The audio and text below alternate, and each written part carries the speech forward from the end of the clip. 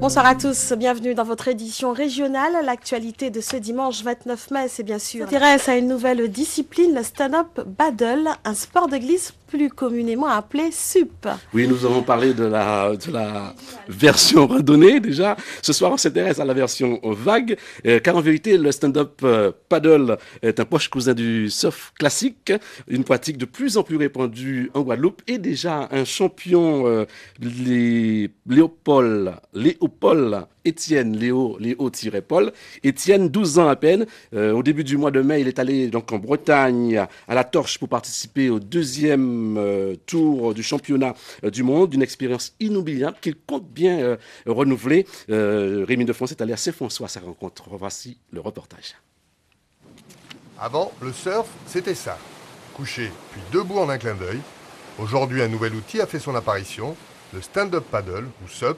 Et là, c'est debout tout le temps, un peu comme si on marchait sur l'eau. Et je suis passé du surf au stand-up parce que être debout avec en stand-up avec une pagaie, c'est mieux que quand tu pars sur une vague que allongé.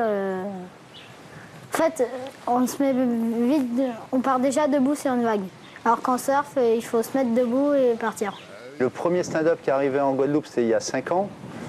Et moi, ça m'a tout de suite plu. Donc, on a bricolé des pagaies, des grosses planches. Ça. Et puis, les enfants, Léo, je lui ai fait une petite pagaie et il a piqué mon longboard.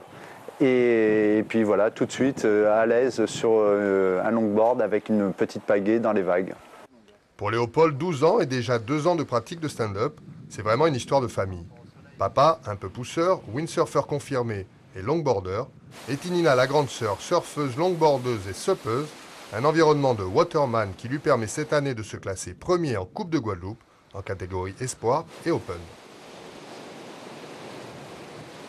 J'ai gagné cet été le Waterman Kids dans les Landes, et ce qui m'a permis d'aller à Hawaï. J'ai vu Laird Hamilton, l'élite du stand-up et Kay Lenny.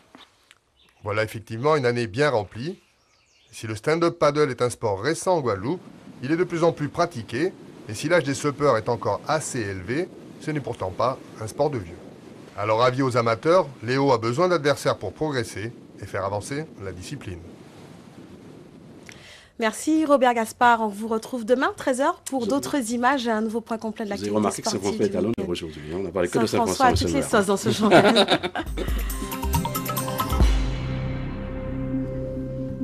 Bonjour à tous et bienvenue dans cette édition de 13h. Et on s'intéresse maintenant à une nouvelle discipline, le stand-up paddle, un sport de glisse plus communément appelé SUP.